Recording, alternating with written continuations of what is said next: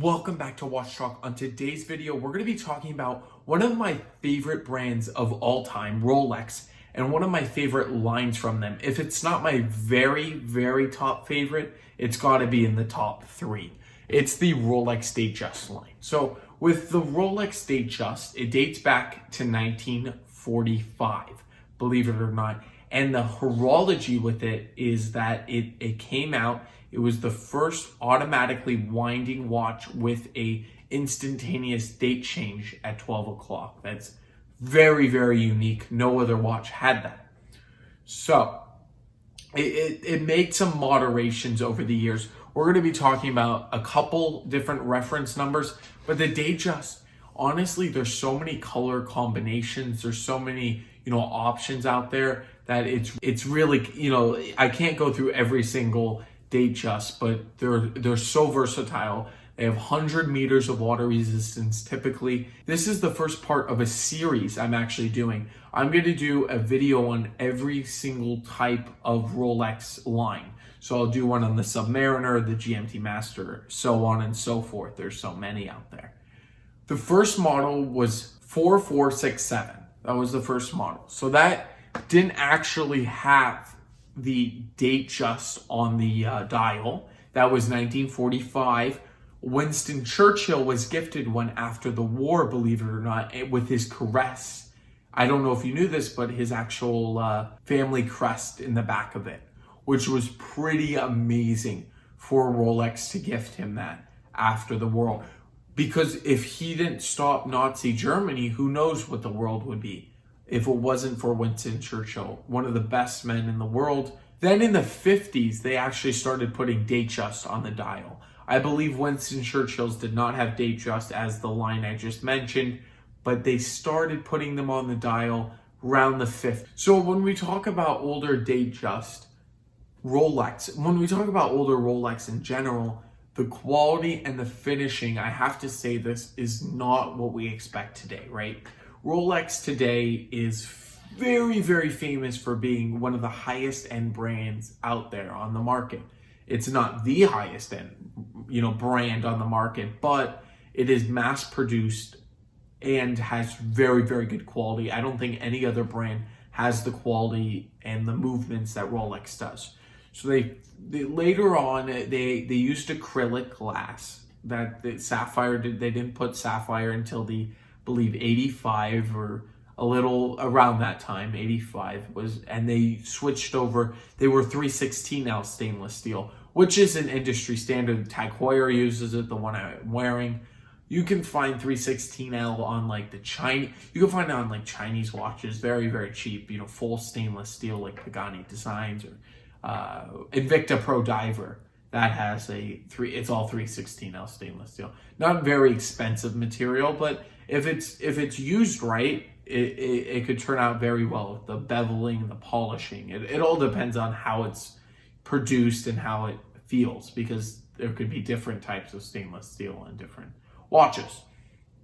Then came out 3035 movement, which was revolutionary at the time, because it allowed the date to be changed on its own, not making the full cycle around all the hours, during the day. You can actually just flip through the date, which is pretty amazing.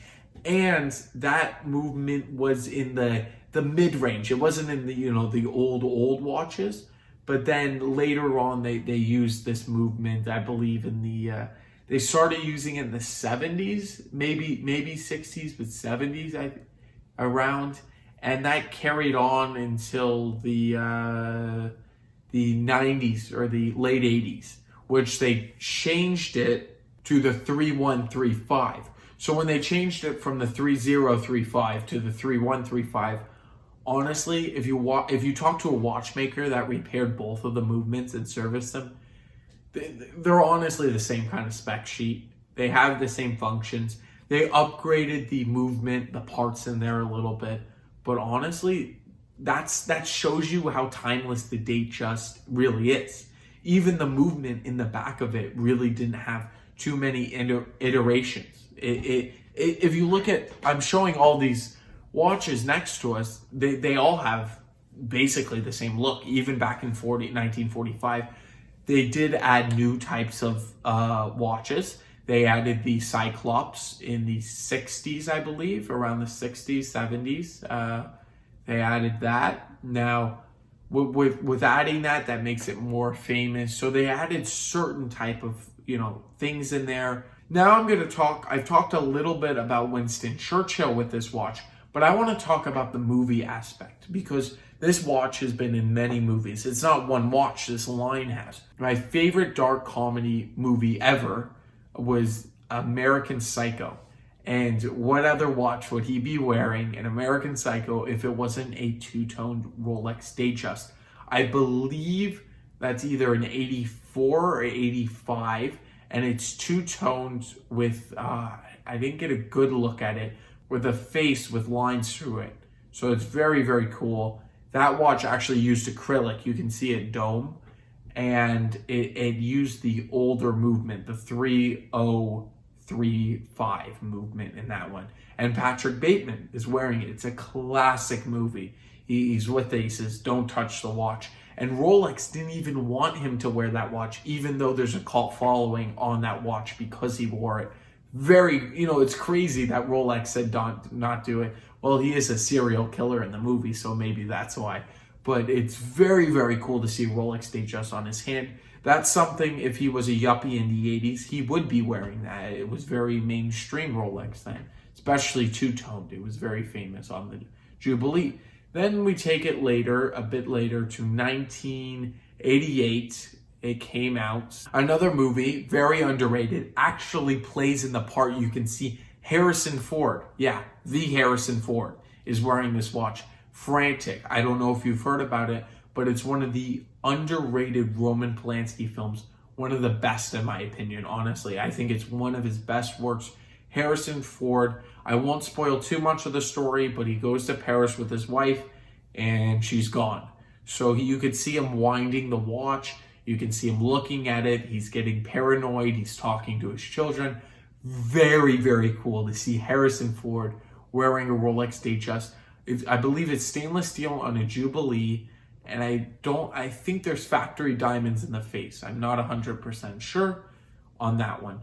After talking about their movie presence, there were many more movies, Rolexes. We're going to be talking about what has happened with celebrities and the actual marketing of Rolex. So Rolex, everywhere you look, tennis, they market tennis, golf, they're the Open, right? They spend billions of dollars.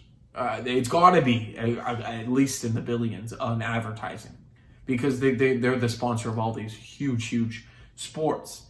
Honestly, I don't know how much that brings in. I can't be honest with you. It must have used to bring in more. But I think now most of the Rolex buyers watch it either on television or the next thing is they hear about it in rap songs. That's true. People started rapping, gangster rap, as they say, in the 90s-ish, and that took off. It was two-toned was the big thing. Biggie Smalls, Tupac, they're talking about their Rolexes. Everybody needs a Rolex. And that was the hottest thing. And it still is hot because of all these rappers that talk about it. That's free advertisement. The movies are free advertisement, It boggles my mind. It's very exciting to what if you own a Rolex Datejust, it's so exciting to look out and say, hey, that mine was in this and mine was that. I felt I actually had in my hand. I wore it on my wrist. So I would never make you a video of something I didn't actually handle myself. So I have had a Rolex Datejust 36 on my wrist, two-toned with Roman numerals going all the way around.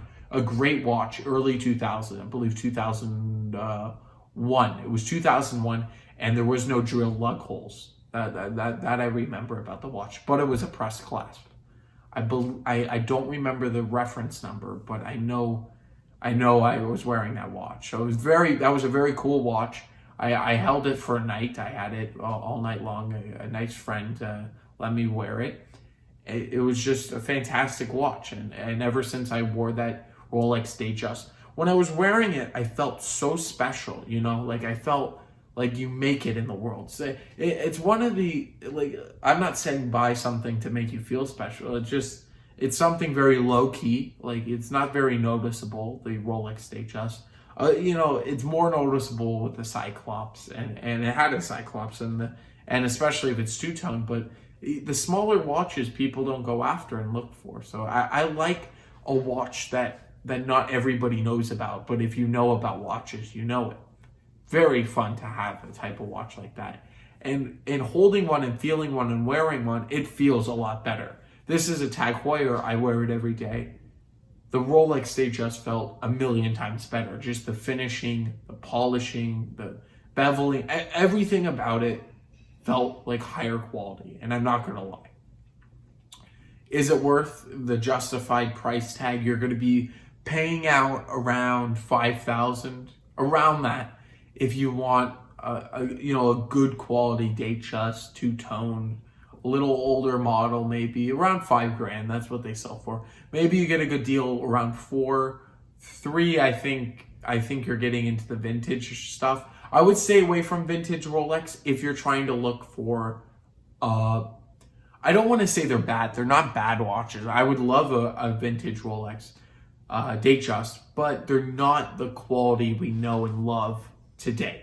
So if you're willing to accept a few things that they changed, over the years, you're willing to accept the 316L stainless steel, you're willing to accept the crystal maybe not being the best, or the automatic date change without the 3035 movement. If you're getting very vintage, you have to accept those type of things. But they're great watches, I'm not going to lie.